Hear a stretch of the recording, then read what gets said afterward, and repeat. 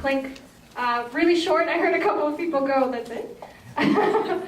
Which is interesting. But, I mean, nothing good ever happens in basements, right? I think that's a good lesson that we've all learned. I don't have a basement, and I'm happy I've never had a basement.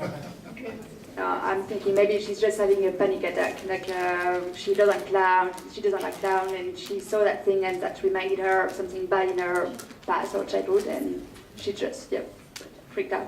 Yeah, that's one of the great things about horror films, right? It could always be in your head, and I think particularly this crowd seems to think that the monster in your head is kind of worse than the monster outside. I voted for KLINK for best sound design. I just thought it was just most effective for the time that they had. I thought, like, maybe if it was about claustrophobia or something more simple, that could have been really effective for a 3-minute short film, because like the little synopsis said it was something, that makes me afraid of, or something like that. So it kind of left it open, which can be good, but I think in 3 minutes it would have been better if it was just like really shown that she was afraid of this one thing. Just kept it minimal, and it could have been, just a little bit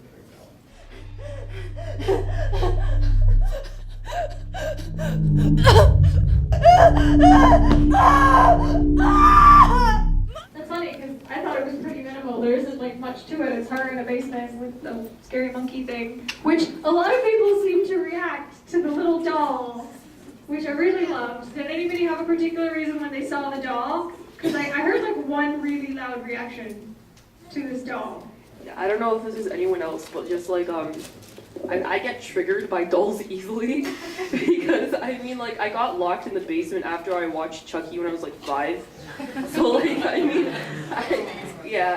and the lights were like outside of the bathroom where my cousin like locked me in. So I had a panic attack, and I think I have like post-traumatic stress disorder because of dolls now. And so that just freaked me out. But like, I mean, I think the concept wasn't the doll. I think the concept was, it's the same thing with me. Like if I go in my basement and it's dark, I think it's portraying like not the actual fear of the doll, but the fear of being alone in a basement where like anything can jump out. So I think it's not about the story. It's portraying your feelings of fear. So I think it was a good representation of feeling like you're trapped and feeling like anything can happen at any moment. And I thought it was excellent. I personally think it's the strongest of these shorts just because of how simplistic it was and the misdirection of the doll, because it wasn't necessarily about the doll whatsoever. It's about what's hidden in the shadows.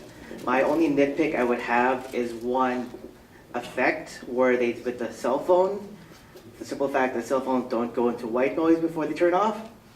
But other than that, I thought it was the strongest. It was straight to the point, and it had a beginning, middle, and end when it came to the story of someone going down to the basement. You see a misdirection of the doll, something hitting in the shadows, and just the fear of what's there and the darkness, and staying into the light, and then eventually being, swallowed alive by the darkness.